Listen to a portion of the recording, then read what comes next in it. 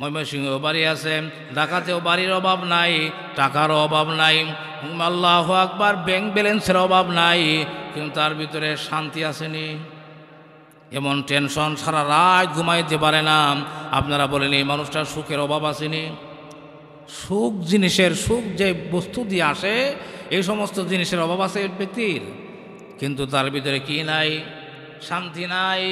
শান্তি থাকে, সুখ থাকে উপরে, আর শান্তি থাকে ভিতরে। আল্লাহু আকবার। ট্রাক বলেন, সাইকেল বলেন, এই সাইকেলের টায়ার কই থাকে? ভিতরে না উপরে? টিউব কই থাকে? টিউব থাকে ভিতরে। উপরেরটা যদি এরকম ভিতরে নেন, ভিতরেটা উপরে আনেন, তাহলে গাড়ি চলবো নি। এই জন্য মোহতারাম হাজরিন, কোনটা সুখ আর কোনটা শান্তি, আর এই দুই জিনিস কিভাবে আসে এটাও আমাদের জানতে হবে। এটা কিভাবে আসবে, কিভাবে আসলে, কি কি সংবিধান মানলে, কি কি কর্মসূচির উপরে আমল করলে এই দুই জিনিস আসবে, আল্লাহ রাব্বুল আলামিন নিজেই বয়ান দিচ্ছেন। আল্লাহ বলেন, কাদ আফলাহাল মুমিনুন, মুমিনরা সফল কাম হয়ে গেছে। তাহলে আসুন, এক নম্বরে মুমিন হতে হলে আল্লাহু আকবার, এক নম্বরে স্কুলে ভর্তি হতে হবে। বিএ পাস করলে কি করতে হবে? আগে গরু বই বইয়া সর্বপ্রথম আগে স্কুলে ভর্তি হতে হবে। স্কুলে ভর্তি হওয়ার জন্য আমার আল্লাহ এতগুলি শর্ত দেন। আল্লাহ এক নাম্বার শর্ত দিয়েছেন, দুনিয়ার মানুষ, এই স্কুলে ভর্তি হওয়ার জন্য একটা নিয়ম আছে। নিয়মটা হচ্ছে, তুমি এরকম তিনটা নিয়ম মানবা। এক নাম্বার, লা ইলাহা ইল্লাল্লাহু মুহাম্মাদুর রাসূলুল্লাহ। এই কথাটা তোমার এক নম্বরে অন্তরে বিশ্বাস করতে হবে, তারপরে মুখে প্রকাশ্যে স্বীকার করতে হবে। কোনো মুসলমান যদি বলে আপনি কি মুসলমান না হিন্দু, যদি কই আমি মুসলমান, যদি কয় কালিমা বাতাও, যদি কয় যে বাইক গেলই, বাইত আমার বই আছে, বইটা দিক গেল, তাহলে আপনি কি করবেন? মুমিন। তাহলে অন্তরে বিশ্বাসের সাথে সাথে মুখে কথা প্রকাশ্যে ঘোষণা দিতে হবে। মনে মনে বিশ্বাস আছে, কিন্তু মুখে বিশ্বাস স্বীকার করে না, মুখে বলতে লজ্জা করে, সে মুমিন নি। সে স্কুলে ভর্তি ফর্ম ফিল আপ করল নি। আল্লাহু আকবার। শুধু বাপের নাম লিখতে হবে, তার নাম লিখতে হবে, কিন্তু তার নামটা শুধু লিখছে, কয় বেড়া বাপের নাম লেখছে, বাপের নাম মনে নাই। এটা কিরম ফর্ম ফিল আপ হয়েছে? সব লেখা ঠিক আছে, আপনার নাম লিখছেন, কিন্তু বাপের নাম মাতার নাম দিয়ে লেখায় ঘর খালি।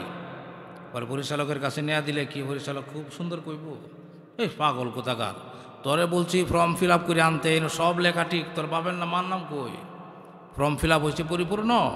এই জন্য মোহতারাম হাজরিন, আল্লাহু আকবার, মুমিন হতে হলে, আল্লাহু আকবার, এই স্কুলে ভর্তি হতে হলে এক নাম্বার হলো এই কথাটা প্রকাশ্যে মুখে স্বীকার করতে হবে, অন্তরে বিশ্বাস করে, মুখে স্বীকার করে।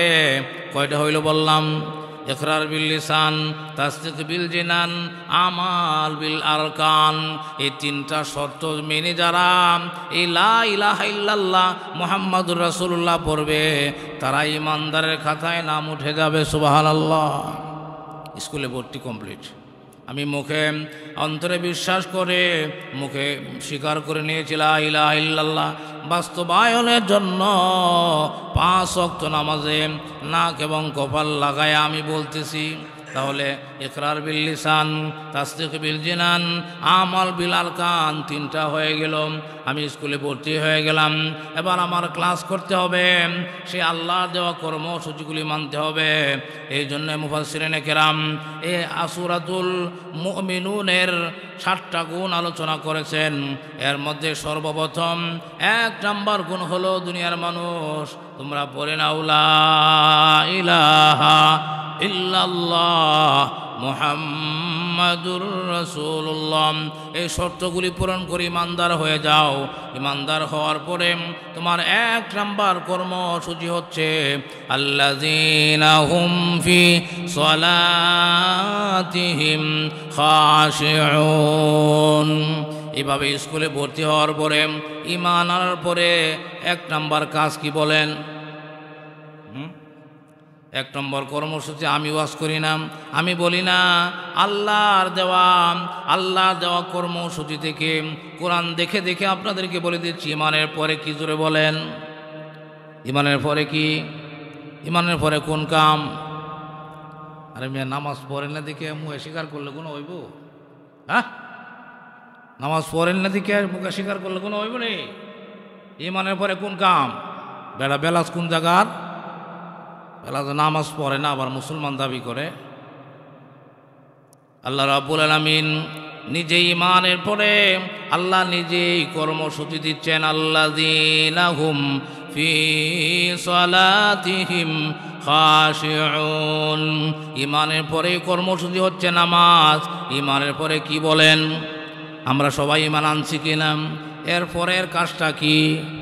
কুরবানি দেওয়া, মসজিদ বানানো, রাজনীতি করা, আল্লাহর কথা। আল্লাহ বলেন আল্লাযীনা হুম ফি সালাতিহিম খাশিউন। আল্লাহ শুধু এখানে নামাজ পড়লেই যে হয়ে যাবে এমনটা বলে নাই, সাথে সাথে একটা শর্তও লাগাইছেন। কি?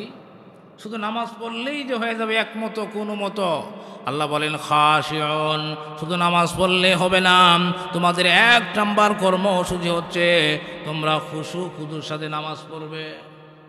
এটাও তো আবার আরেক ব্যাখ্যামূলক কথা। খুশুর সাথে, খুশু আবার কি? আল্লাহ যদি খালি কিন্তু ইমান আনার পরে এমনি খালি শুধু শুক্রবারের নামাজটা ঠিক রাখলেই তাহলে তো সহজই ছিল। আর মসজিদে গেলেও যখন মনে চাইব যাইবা, সপ্তাহে একদিন, আর নাহলে যেমনি মন চাইব এমনি খালি 4 রাত নামাজ সেজদা কয়টা, এই সেজদারি গণ্যা খালি দিলেই হবে। আল্লাহ এভাবে বলছেন আর সলাতহিম খাশিউন বলছেন। কি বলছেন বলেন?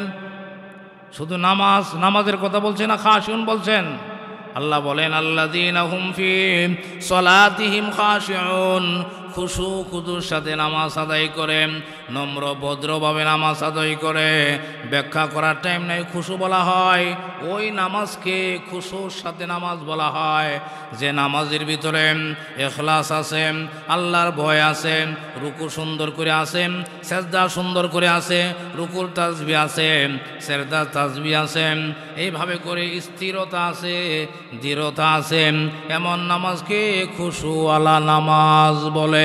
আর যে নামাজের ভিতরে দৃঢ়তা নাই, নম্রতা নাই, অস্থিরতা আছে, খালি শুধু রুকুর সেজদা নাই, আল্লাহু আকবার সেজদা তসবিহ নাই, খালি শুধু খালি হাফ প্যান্ট আছে। কি আছে? নিচে যে একটা গেঞ্জি থাকে, গেঞ্জিও নাই, তারপরে হাঁটুর নিচে যে ফ্যান থাকে এই ফ্যানও নাই, শুধু খালি হাফ প্যান্ট আছে। এই শুধু হাফ প্যান্ট দিয়ে কি শ্বশুরবাড়ি যাওয়া যায়? বাজারও যাওয়া যায় না, শ্বশুরবাড়ি যাওয়া না। তার মানে এটা কিন্তু নিজের বাড়ির বাইরে কেউ বের হওয়া। তাহলে যে নামাজের ভিতর খালি শুধু হাফ প্যান্ট আছে, তার মানে শুধু খালি রুকুটা আছে, সেজদাটা আছে, রুকুর তসবিও নাই, সেজদার তসবিও নাই, খুশু খুদুও নাই, নম্রতাও নাই, ভদ্রতাও নাই, স্থিরতাও নাই। এটা কি নামাজ? খুশু সারা নামাজ। আল্লাহ কি বলছেন? খুশু সারা নামাজের কথা বলছেন না খুশুওয়ালা নামাজের কথা বলছেন? আল্লাহু আকবার। খুশু বলা হয় ওই নামাজকে খুশুওয়ালা নামাজ বলে যে নামাজের ভিতরে আল্লাহর ভয় আছে, ইখলাস আছে, রুকুর তাসবিহ আছে, নম্রতা আছে, ভদ্রতা আছে, স্থিরতা আছে, ধীরতা আছে, ওই নামাজকে খুশু বলেন। এবার একটা একটা করে গুনুন। আল্লাহ বলেন সফলতার জন্য, সুখ শান্তির জন্য আল্লাহু আকবার 1 নম্বর শর্ত হলো, 1 নম্বর কর্মসূচি হচ্ছে আল্লাযীনা হুম ফি সালাতিহিম খাশিউন। তাহলে এই বিধানটা কি ইউনিয়ন পর্যায়ের বিধান না ফুলপুর এরকম ময়মনসিংহ জেলার জন্য বিধান, না এটা ব্যক্তিগত বিধান? এরা রাষ্ট্রীয়ভাবে বিধান। এই বিধান কায়েম করার জন্য আলেমের উপরে দায়িত্ব না সরকারের উপরে দায়িত্ব? আল্লাহু আকবার। ধরুন সরকারি দায়িত্ব পালন করে না, এই জন্য কি আমি ব্যক্তিগতভাবে নামাজ পড়ব না?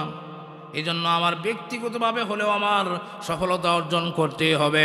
ব্যক্তিগতভাবে আমি সুখ চাই, শান্তি চাই, সফলতা চাই।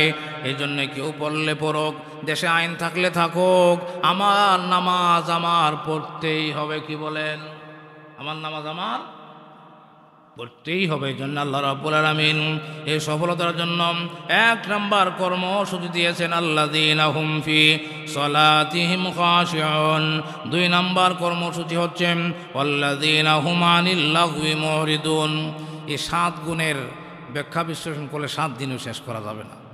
আর ব্যাখ্যা ছাড়া যদি শুধু বলি যে আল্লাযীনা হুম ফি সলাতিহিম খাশিউন, খুশুর সাথে নামাজ পড়া, তার সাথে সাথে প্রশ্ন আসে, হুজুর খুশু কি? এটা খায় না মাথার দেয়, এটা তো বোঝার ব্যাপার নাকি? আর খুশুর বাস্তবতাই কি? বাস্তব একটা কথার বাস্তব প্রেক্ষাপট, বাস্তব প্র্যাকটিক্যাল আছে না? এইভাবে খুশুর ব্যাখ্যা করলেও দেখা গেল যদি একজন বিএ পাশকে বলা হয় যে আমি যেভাবে ওয়াজ করছি এইভাবে একটা সেজদা দিয়া দেখান তো দেখি, দেখাইতে পারবে? আমি খুশুর ব্যাখ্যা বিশ্লেষণ করিয়া তাকে আমি একটা বিএ পাশ লোকের যদি বলি যে আমি যে বয়ান করলাম এই বয়ানের বাস্তব প্র্যাকটিক্যাল আপনি দেখান তো দেখি একটা সেজদা দিয়া, দেখাইতে পারবে না? তারা প্র্যাকটিক্যালে আমার দেখাই দিতে হবে। এই জন্য শুধু ওয়াজ করলেই দেশে সফলতা আসে না, এটার জন্য আপনার বাস্তবে প্র্যাকটিক্যালে মানুষকে দায়িকা তাকে দেখাই দিতে হয় হাতে কলমে।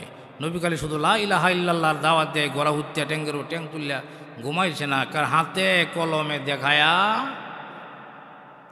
আমি কি আপনাদেরকে শুধু ওয়াজই করি না হাতে কলমে দেখায়ও? সাক্ষীরা হাত তুলেন, সাক্ষী যারা হাত তুলেন, আল্লাহ এই সাক্ষীগুলো দেখো, আমি সাক্ষী রাখলাম। আমি শুধু খালি ওয়াজই করি না, আমি হাতে কলমে মানুষকে সফলতার দিকে দাওয়াত দিই।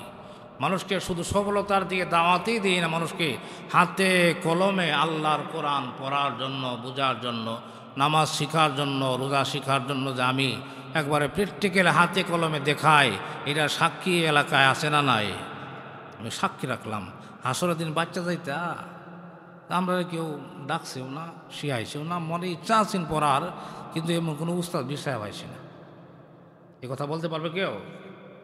এই জন্য মহতারাম হাজরিন, এই 7টা গুণের ভিতরে 1 নাম্বার সুন্দর করে নামাজ পড়তে হবে, খুশুর সাথে নামাজ পড়তে হবে। আর এই নামাজে আজকে অবহেলিত। আমরা কিভাবে পাবো সুখ আর শান্তি, সফলতা? দেশে শান্তি নাই, নিজের ঘরেও শান্তি নেই। নিজের ঘর থেকে নিয়ে একেবারে আন্তর্জাতিক মহল পর্যন্ত শান্তিতে আসি না অশান্তিতে? হ্যাঁ, অশান্তি কেন? আমাদের ভিতরে আল্লাহর দেওয়া কর্মসূচি নাই। এই জন্য আমাদের ভিতরে সুখ শান্তি আর সফলতার মুখ আমরা দেখতে পারি না। সুতরাং অন্য দিকে তাকাতে হবে না। আমি যদি আমার দিকে তাকাই তাহলেই তো বুঝে আসে যে এত বড় সুখ শান্তি যে ফাতা বড় করে যে বিছাইলাম, আমার নামাজের কি দশা। আমরা একটা কিছু হইলি আল্লাহরে মামলা দেওয়া শুরু করে দিই, আমার সুখ নাই শান্তি নাই, আল্লাহ খালি আমারই দেখলো, আমি কেউর কাছে আইলো ভাড়া দিই না, এরপরেও দিই আমার গরম ভাত নাই, ভাত আনলে চাউল নাই, চাউল আনলে ফান্তা আনলে লবণ পোড়ায়, এমন একটা অভিযোগ করি না আমরা? আরে মিয়া, অভিযোগ যে করো তুমি যে সুখ শান্তি আর সফলতা দুনিয়াতে পাইবা, এই পাওয়ার জন্য যে আল্লাহ যে শর্ত দিয়েছেন, এই শর্ত তুমি কত টাকা মানছো এর আগে দেখতে হবে না? আল্লাহ তো শর্ত দিয়েছেন, এই শর্ত মোতাবেক যারা আমল করবে তাদের জন্য আমি সফলতার ওয়াদা করছি। না বিনা শর্তে? কেউ কোনো জিনিস কাউকে দিলে বিনা শর্তে দে না শর্তে দে? এই জন্য মোহতারাম হাজরিন, সময় যেহেতু শেষ, 1 নাম্বার গুণ সুন্দর করে নামাজ পড়তে হবে, খুশুর সাথে নামাজ পড়তে হবে। খুশুর সাথে কেমনে নামাজ পড়ে? এটা নিজের ঘরে বই পড়া সাঁতার শিখলে এই মানুষের জীবন যেমন নৌকা ডুবলে বাঁচে না, আপনিও ঘরে বসে যদি বাংলা বই পড়ে নামাজ শিখেন, এই নামাজ দিয়া কোনোদিন সফলতার মুখ দেখতে পারা যাবে না। এজন্য আল্লাহ রাব্বুল আলামিন আমাদের সবাইকে আমাদের উপরে যে ওয়াজিবাত, ফরজিয়াত, নামাজ, রোজা, হজ, যাকাত, পাক পবিত্রতা, এইগুলির জন্য আমরা সঠিক জায়গা থেকে সহিভাবে শিখে যেন আমরা আমল করে দুনিয়াতেও সুখ শান্তি এবং আখিরাতে সফলতার উচ্চস্থান আল্লাহ জান্নাতে যেতে পারি। আল্লাহ পাক আমাদের সবাইকে তৌফিক দান করুন, আমিন। ওয়া আখিরু দাওয়ানা।